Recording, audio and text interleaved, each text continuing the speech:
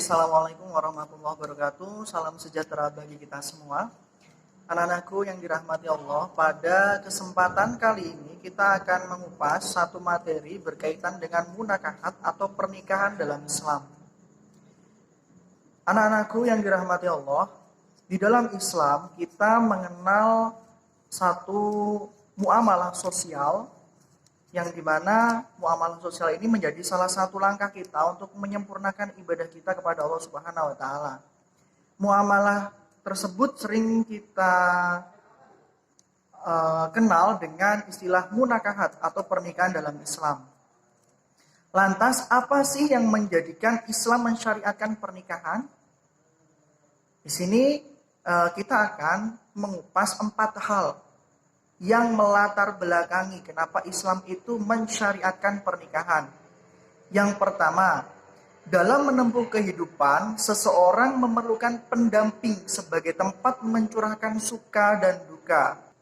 Yang kedua, hidup berpasangan atau nikah adalah kebijaksanaan Allah Subhanahu wa taala terhadap seluruh makhluknya.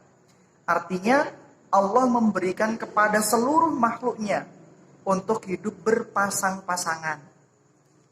Kemudian yang ketiga, nikah merupakan fitrah.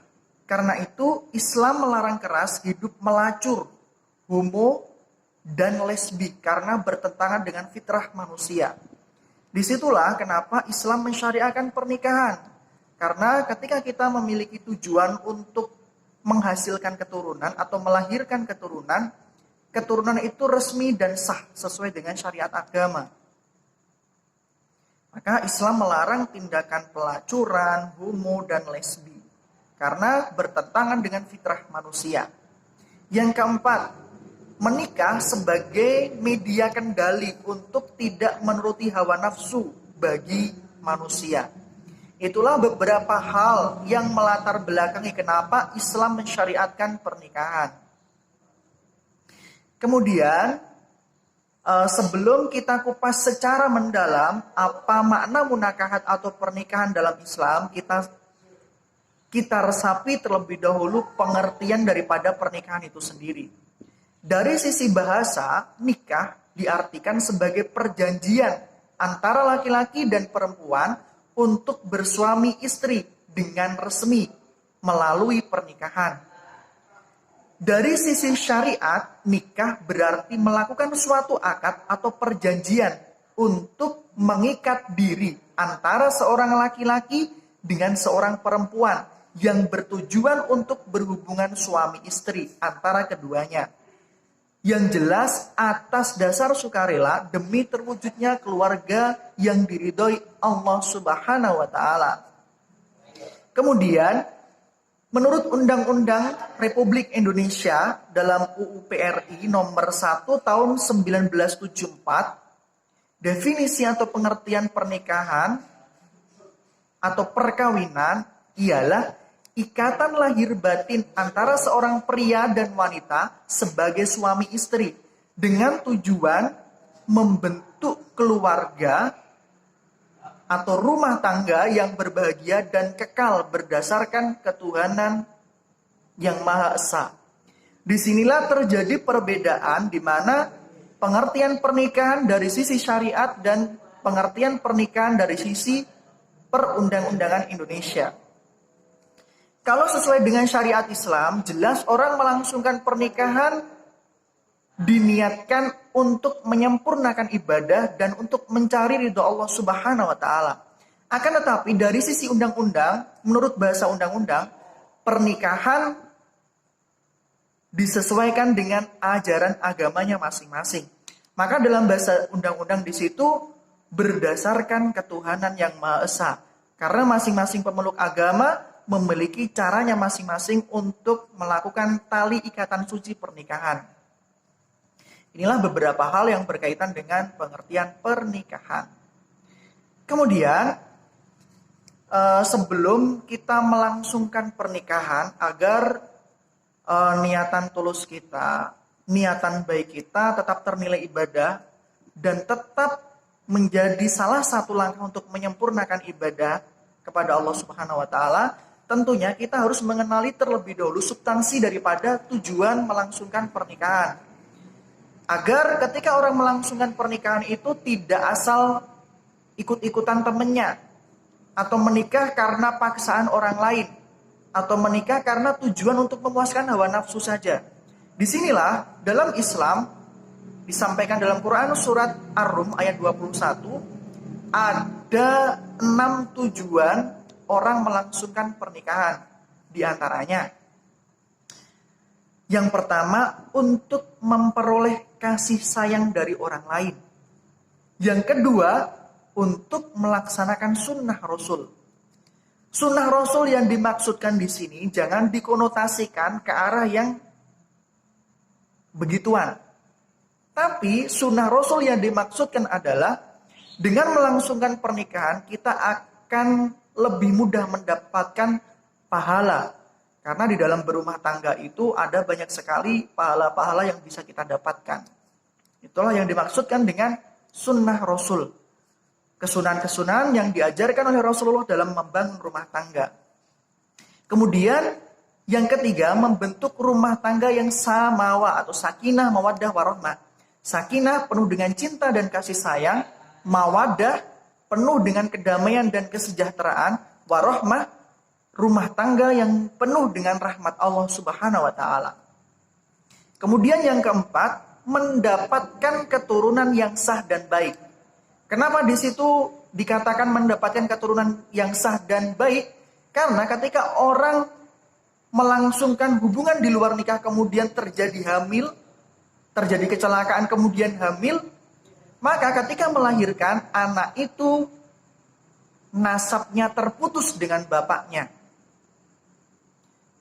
Maksudnya nasabnya terputus dengan bapaknya, ketika orang melangsungkan hubungan di luar nikah, jelas hubungan ini didasari karena hawa nafsu dan tanpa ikatan pernikahan yang sah. Sehingga ketika melahirkan seorang anak, nasab daripada bapaknya ini terputus. Dan besok ketika anak tersebut sudah dewasa kemudian mau menikah, si bapak tidak berhak menjadi wali nikah. Dan si anak juga tidak berhak mendapatkan warisan dari bapaknya. Karena sesungguhnya nasab dari anak tersebut sudah terputus dengan bapaknya. Kemudian yang kelima, menikah sebagai media untuk menghindarkan diri dari perbuatan keji dan zina. Yang terakhir, menghubungkan silaturahmi antara keluarga yang satu dengan keluarga yang lain. Inilah beberapa hal yang berkaitan dengan tujuan pernikahan. Sebisa mungkin sebelum nanti kalian melangsungkan pernikahan, silakan ditata dulu tujuannya agar tujuannya tidak menyimpang dan tetap menjadi penyempurna ibadah kalian. Next, kemudian ada yang namanya hukum nikah. Para tokoh-tokoh ilmuwan fikih telah bersepakat bahwa asal mula dasar hukum daripada pernikahan adalah jaiz atau mubah, yang artinya dianjurkan, diperbolehkan. Itu hukum asal daripada nikah. Karena setiap makhluk, baik laki-laki maupun perempuan, diperbolehkan dan dianjurkan untuk membangun rumah tangga. Yang kedua, wajib hukumnya melangsungkan pernikahan bagi orang yang mampu memberi nafkah lahir batin, berkeinginan, dan takut tergoda atau terjerumus pada perbuatan keji dan zina. Maka hukumnya wajib. Yang ketiga, hukumnya sunnah bagi orang yang berkeinginan, telah sanggup memberi nafkah lahir batin, akan tetapi masih mampu menjaga diri. Maka hukumnya sunnah. Kemudian yang keempat, hukumnya makruh bagi orang yang berkeinginan tapi belum mampu memberi nafkah. Maka hukumnya makruh. Yang kelima, hukumnya haram bagi orang yang berniat akan menyakiti wanita yang dinikahinya dan untuk balas dendam kepada keluarga wanita. Jadi hukumnya haram ketika orang melangsungkan pernikahan tapi dengan tujuan balas dendam untuk menyakiti si mempelai perempuan atau dengan tujuan balas dendam kepada keluarganya. Selanjutnya, dalam melangsungkan pernikahan ada beberapa syarat dan rukun yang harus terpenuhi. Untuk rukun pernikahan yang harus dipenuhi adalah: satu, ada calon pengantin laki-laki. Yang kedua, ada calon pengantin perempuan. Yang ketiga, ada wali nikah. Yang keempat, ada 2 orang saksi laki-laki. Kemudian yang kelima, mahar. Untuk mahar hukumnya sunnah. Kemudian yang keenam, ada ijab dan qabul, atau diartikan sebagai proses akad nikah. Selanjutnya, kali ini saya akan mengupas ketentuan-ketentuan dalam rukun nikah tersebut. Yang pertama, syarat calon pengantin laki-laki. Ketika kita umat beragama Islam, maka ketentuannya: satu, calon mempelai laki-laki harus beragama Islam. Yang kedua, laki-laki yang tertentu. Laki-laki yang tertentu yang dimaksudkan adalah dijelaskan di poin 3. Laki-laki yang bukan mahramnya. Yang keempat, mengetahui wali yang sebenarnya bagi akad nikah tersebut. Artinya, meskipun seorang laki-laki ketika mau melangsungkan pernikahan, laki-laki setidaknya harus memberi kabar kepada bapak ibunya, utamanya wali nasabnya. Yang kelima, bukan dalam kondisi ihram haji maupun umroh. Orang dalam kondisi ihram haji dan umroh diharamkan atau tidak diperbolehkan untuk melangsungkan pernikahan. Bahkan menjadi wali sekalipun tidak diperbolehkan. Kemudian yang keenam, orang melangsungkan pernikahan atas kemauan sendiri, bukan paksaan. Yang ketujuh, tidak mempunyai 4 orang istri yang sah dalam satu waktu. Artinya seorang laki-laki diperbolehkan memiliki istri 1, 2, 3, dan 4. Bisa diperkenankan memiliki 4 orang istri yang sah. Akan tetapi ketika masih berkeinginan untuk menikah lagi, harus diceraikan salah satu. Dan meminta izin kepada ketiga istri yang lain. Kemudian yang kedelapan, mengetahui bahwa perempuan yang hendak dinikahi adalah sah dijadikan istri. Artinya si istri ini bukan mahramnya. Kemudian syarat calon pengantin perempuan. Yang pertama, beragama Islam. Yang kedua, perempuan yang tertentu. Dijelaskan di poin yang ketiga. Perempuan yang tertentu maksudnya adalah perempuan yang bukan mahramnya. Kalau masih mahramnya maka tidak diperbolehkan untuk dinikahi. Kemudian yang keempat, akil balik atau telah pubertas. Kemudian yang kelima, bukan dalam kondisi berikhram haji maupun umroh. Tadi sudah disampaikan baik laki-laki maupun perempuan ketika masih dalam kondisi ikhram haji maupun umroh maka tidak diperkenankan melangsungkan pernikahan. Yang keenam, tidak dalam kondisi masa iddah. Jadi misalkan kalian sebagai seorang laki-laki tertarik dengan seorang janda, maka usahakan kalau mau melangsungkan pernikahan, ditunggu dulu sampai kemudian masa iddahnya selesai. Kemudian yang ketujuh, bukan istri orang. Nah, inilah bedanya antara laki-laki dan perempuan. Kalau laki-laki diperkenankan memiliki 4 orang istri yang sah. Kalau seorang perempuan atau seorang istri tidak boleh memiliki lebih dari 1 orang suami. Itulah bedanya antara laki-laki dan perempuan. Next, kita sambung di poin berikutnya. Di poin ini ada beberapa kriteria yang mengupas tentang perempuan-perempuan yang haram untuk dinikahi. Yang pertama, perempuan yang haram dinikah karena sebab faktor keturunan atau masih satu nasab. Siapa perempuan-perempuan yang haram dinikah itu? 1, seorang ibu kandung tidak boleh dinikahi sendiri. Yang kedua, nenek baik dari ibu maupun bapak. Jadi mbahmu wedok tidak boleh kamu nikahi sendiri. Kemudian yang ketiga, anak perempuan dan keturunannya. Misalkan kamu seorang laki-laki kemudian punya istri. Setelah membangun rumah tangga kemudian punya anak perempuan. Lah anak perempuanmu ini tidak boleh kamu nikahi sendiri. Dan cucu perempuanmu juga tidak boleh kamu nikahi sendiri. Kemudian yang keempat, saudara perempuan sekandung. Jadi kalau seandainya kamu sebagai laki-laki punya adik atau punya mbak, tidak boleh kamu nikahi sendiri. Karena kamu masih dalam satu nasab. Kemudian yang kelima, anak perempuan kepada saudara laki-laki maupun perempuan. Yaitu semua anak saudara perempuan. Maksudnya ketika kalian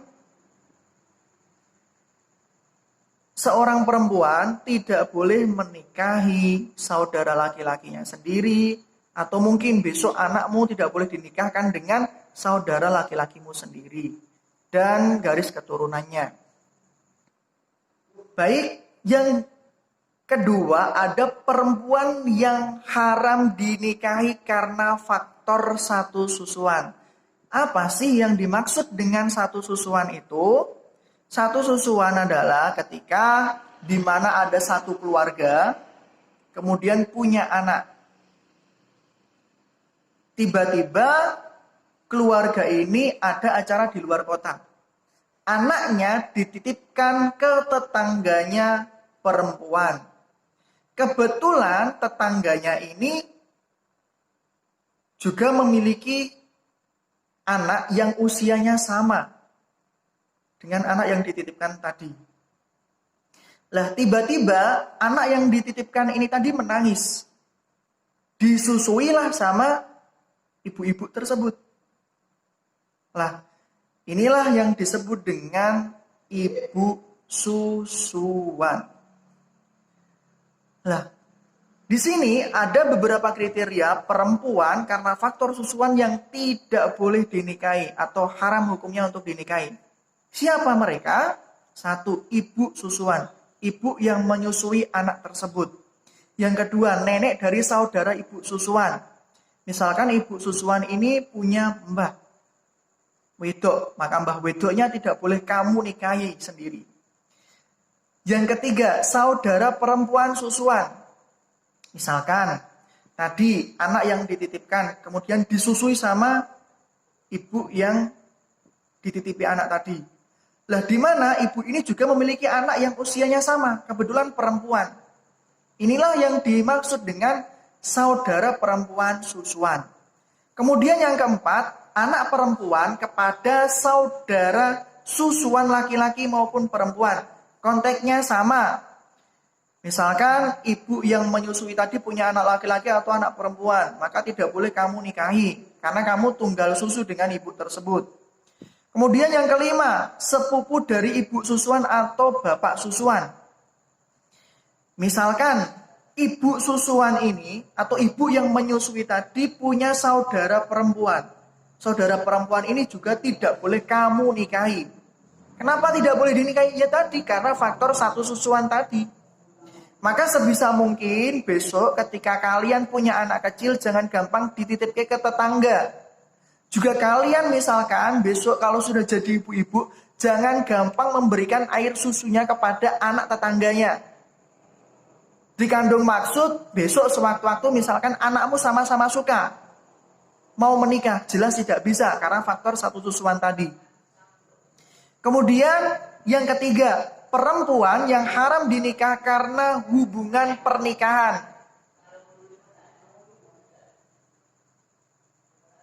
Perempuan yang haram dinikah karena faktor pernikahan diantaranya satu, ibu mertua.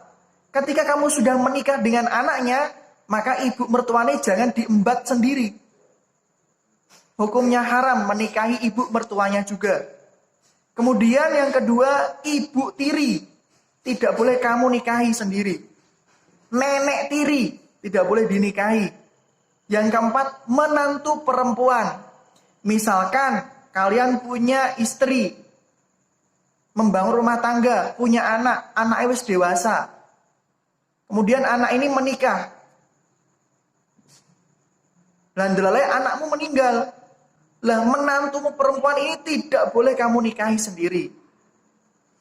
Next, kemudian yang kelima, anak tiri perempuan dan keturunannya. Nek duwe anak tiri wedok, jangan kamu nikahi sendiri. Kemudian adik ipar perempuan dan keturunannya. Adik iparmu, jangan kamu nikahi sendiri. Kemudian yang ketujuh, sepupu dari saudara istri. Saudarane istri atau sepupune istri, ya jangan kamu sikat sendiri. Inilah beberapa kriteria perempuan yang haram dinikah karena faktor hubungan pernikahan. Dan yang terakhir, diharamkan menikahi anak saudara perempuan dari istri dan keturunannya. Nek misale istrimu punya saudara perempuan, maka tidak boleh kamu nikahi, termasuk anak turunnya. Tidak boleh kamu nikahi. Next, kemudian kita akan mengupas berkaitan dengan kriteria wali. Wali adalah bapak kandung mempelai wanita. Atau misalnya bapak wis gak ada, siapa yang berhak? Penerima wasiat atau kerabat terdekat dan seterusnya. Dalam konteks wali nikah, wali dibagi menjadi dua macam, yaitu wali nasab dan wali hakim. Wali nasab adalah wali yang masih ada pertalian darah dengan mempelai perempuan. Siapa kriteria wali nasab itu? Atau siapa saja yang termasuk kriteria wali nasab itu? Yang pertama, ayah kandung. Yang kedua, kakek. Yang ketiga, saudara laki-laki kandung. Yang keempat, saudara laki-laki tiri tunggal bapak. Yang kelima, ponakan laki-laki. Yang keenam, ponakan laki-laki tiri tunggal bapak. Yang ketujuh, om atau pak D atau le dari garis laki-laki. Kemudian sepupu laki-laki. Yang terakhir, sepupu laki-laki tiri tunggal bapak. Itu kriteria wali nasab atau wali yang masih ada ikatan darah. Kemudian ketika wali nasab sudah benar-benar tidak bisa menjadi wali, siapa yang berlaku? Maka baru berlakulah yang namanya wali hakim. Wali hakim yaitu seorang kepala negara. Kalau di Indonesia berarti presiden yang beragama Islam. Akan tetapi tidak mungkin presiden harus menjadi walinya seluruh warganya yang ada di Indonesia ini. Maka yang berkenan adalah pejabat di bawahnya. Ada Kementerian Agama. Kementerian Agama kalau harus ngurusi se-Indonesia juga kewalahan. Maka yang berlaku adalah mereka yang ditunjuk oleh KUA setempat. Diperkenankan menggunakan wali hakim ketika ada ketentuannya, tidak asal-asalan menggunakan wali hakim. Kriteria diperbolehkan menggunakan wali hakim ketika satu, wali nasab benar-benar tidak ada. Wali yang terdekat tidak memenuhi syarat. Wali yang terdekat bepergian jauh dan tidak berwasiat. Kemudian wali nasab sedang dalam kondisi ikhram haji maupun umroh. Kemudian wali nasab bertindak menolak menjadi wali. Kemudian wali yang lebih dekat masuk penjara. Yang terakhir, wali yang dekat putus kontak atau pergi jauh dan tidak bisa dihubungi. Maka ketika ketentuan-ketentuan itu terpenuhi, barulah berlaku yang namanya wali hakim. Selanjutnya ketentuan dua orang saksi. Ketentuan dua orang saksi adalah harus laki-laki. Syaratnya Yang berhak menjadi saksi laki-laki berjumlah 2 orang, bukan budak, bukan wanita, dan bukan orang fasik. Yang kedua, tidak boleh merangkap sebagai saksi walaupun memenuhi kualifikasi sebagai saksi. Artinya yang menjadi Artinya yang menjadi saksi dari laki-laki 2 orang yang berbeda, yang menjadi saksi dari perempuan juga 2 orang laki-laki yang berbeda. Dan yang terakhir, kesunahan menjadi seorang saksi itu atas kemauan sendiri. Hukumnya sunnah. Selanjutnya ada sigot atau ijab qabul, yaitu perkataan dari mempelai laki-laki atau wakilnya ketika akad nikah. Syarat dan ketentuan ijab qabul diantaranya 1, tidak tergantung dengan syarat lain. Yang kedua, tidak terikat dengan waktu tertentu. Kawin kontrak tidak sah hukumnya. Yang ketiga, boleh dengan bahasa asing. Mau pakai bahasa Indonesia, bahasa Arab, bahasa Jawa, boleh. Yang keempat, dengan menggunakan kata tazwijah. Tidak boleh dalam bentuk sindiran. Karena yang namanya sindiran itu sifatnya kinayah. Yang namanya kinayah itu abstrak. Maka ijab qabul harus jelas ucapannya. Yang kelima, qabul harus dengan ucapan qabiltu nikahaha.